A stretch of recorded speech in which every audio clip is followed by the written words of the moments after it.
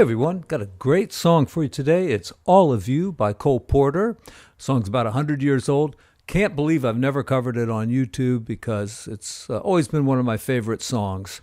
Now down in the description we've got a free chart and also a link to a free play-along track. And I'm going to play along with it right now and then we'll talk about it. I will mess around with the melody a lot for monetary reasons. So here we go.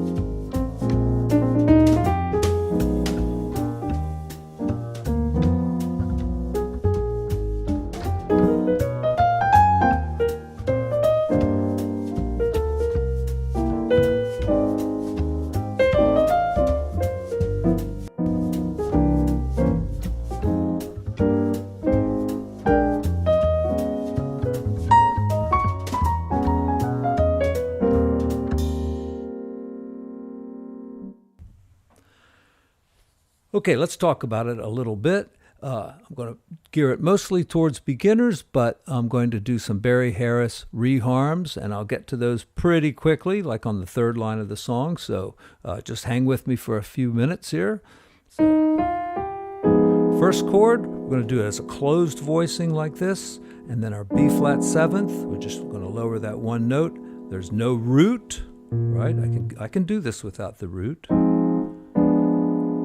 And then the E flat sixth, because it's such a familiar progression, a 2, 5, 1. Everybody hears it and understands it, so we can leave a root out every now and then. Now the next time we get to the same chord here, it's way down here because our melody is here. So what do? We can't have a chord that low, it sounds terrible. We've got two B's, so we get rid of one, and the A flat's too low, so we'll move it up here. And now we've got a, decent sounding chord. Here's a B flat seventh. It's got a flat 9, but the 5 is okay. A lot of times you'll hear to leave the 5 out of dominant 7th chords because it clashes with some of the alterations. But in this case, it's not clashing with anything. All right, we've got the same thing again on the second line. Now we've got A flat minor 6th, which is the exact same chord as the F minor 7 flat 5, right? See, you put the F on the bottom, it's the same chord. So how are we going to voice it? We can't do it like that. It's just too low again. So we've got 2 Bs. Let's get rid of that one. And that seems fine. And here, instead of the D flat, let's just use the B flat. A standard voicing from Berklee College of Music would be 1, flat 7, 3, 5, 1. But let's make it more interesting and make the 5 into a 6, which should be called a 13. All right, here's some reharm stuff now. So we can go to the C7th, and that's a diminished chord, right? I did the same thing as I did before in the very beginning, on the B flat 7th. Here is another 2, 5, 1, right? Not in the key of E flat, but 2, 5, 1. So we don't need a root there, but if we lower any of those notes, we will come up with a 7th chord, like C 7th or A 7th or F sharp 7th. So all those could be tried. So let's start on G minor.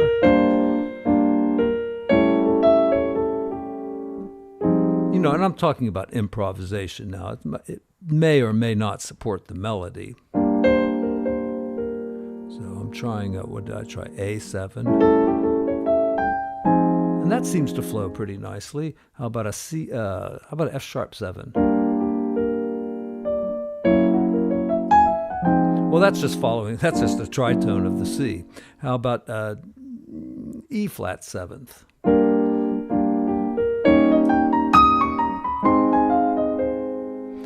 Doesn't really do much for me. Now, look at the alternate chord there. G flat 7. Again, we can change one note and get different dominant chords. So check this out. That sounds pretty nice. That was a D7 there, and I just did like an arpeggio there. Another nice one would probably be the B7th, though will not support the melody.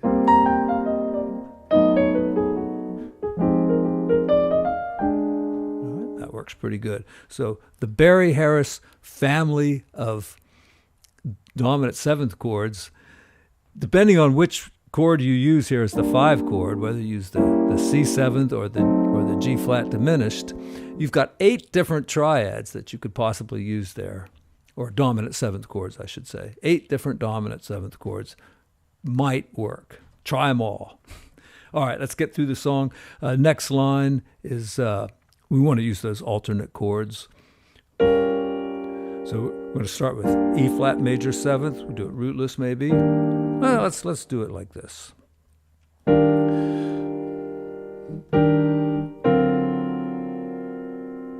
right, kind of sounds like Steely Dan there a little bit. Yeah, if we went like...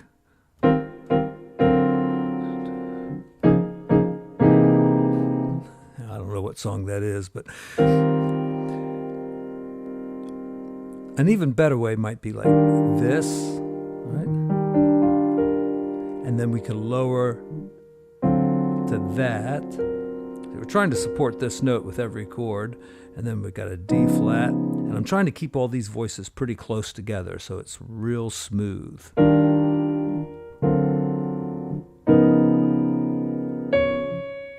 Here I probably hit something like that. So this is just C7th with a flat 13 or a sharp 5 and the flat 9. And I think that's the chord symbol up there too. So, and that's a nice open voicing, or we could close it up a little bit like that. All right, same same stuff over here.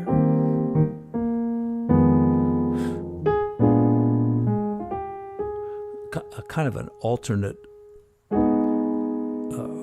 chord voicing for any of these spots would be A flat minor 7th, D flat 7th. Right. Here we have G minor 11th because of the melody note.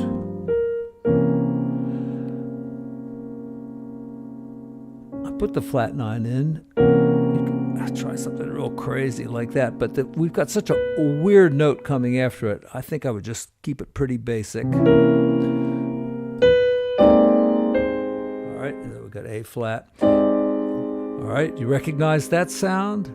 The Lydian. All right, that's the Lydian note there. And all you have to do is change one note, and you got A minor 7 flat 5. You can put some harmony in, and maybe just a rootless voicing here. Yeah, or do it like this. And I like G7 here.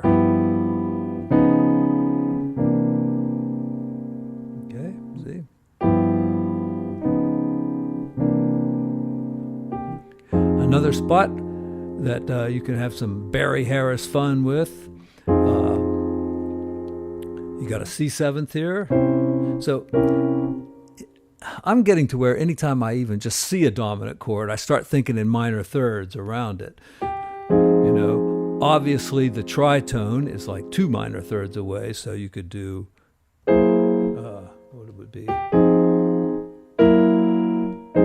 that. You could, you know, instead of C7, you could do G flat 7. But what about the A7? Doesn't support the melody, but I bet it'd support an improv. Not very much. How about E flat 7th.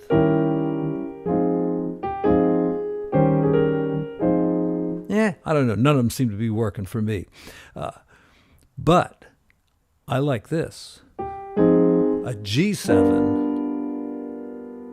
All right, because it gives you that flat 9. And, you know, I put the 5 in,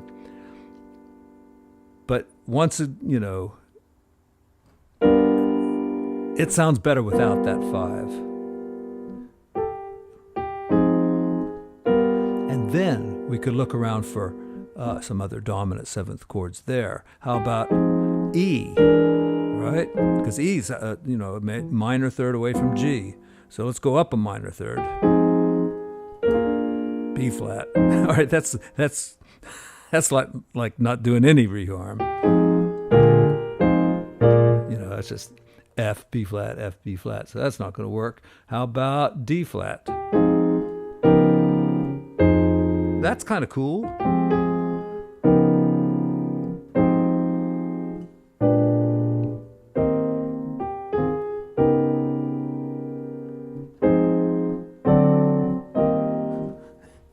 And on the track, by the way, the very last time ago, all right, play like an E major 7th chord. And I'll put it into Digital Performer and fix that last note so it at least comes out on an E flat there. Another thing that you could possibly do on this song is use what's called a pedal point. So we're on the 5th here.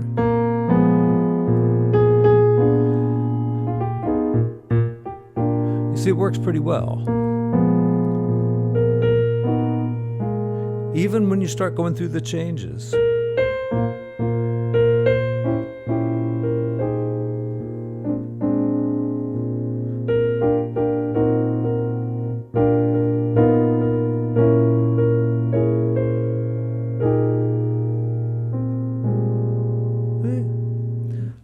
Recommend doing it for the whole song, but sometimes bass players like to just hang out on that one note, and if they do that, you can make it work. You just play the same changes, because really when you're holding that pedal tone, just about anything works. At this tempo, the swing is definitely based on the triplet, 1 and 2 and 3 and 4 and 1 and a 2 and a 3 and a 4 and a... right? So don't let anybody tell you that swing isn't based on a triplet. The faster you go, the more it starts to even out into even eighths. By the time you hit about 200, 230 beats per minute, it's pretty even. Don't fall into the trap that other guy keeps talking about, accenting the ands of the beat. Don't do that. Hal Galper agrees with me here. Nobody really plays that way. Occasionally you do that just to give a little emphasis, like, see, that was on an and right there, because I went up to a note, that was a good one to accent.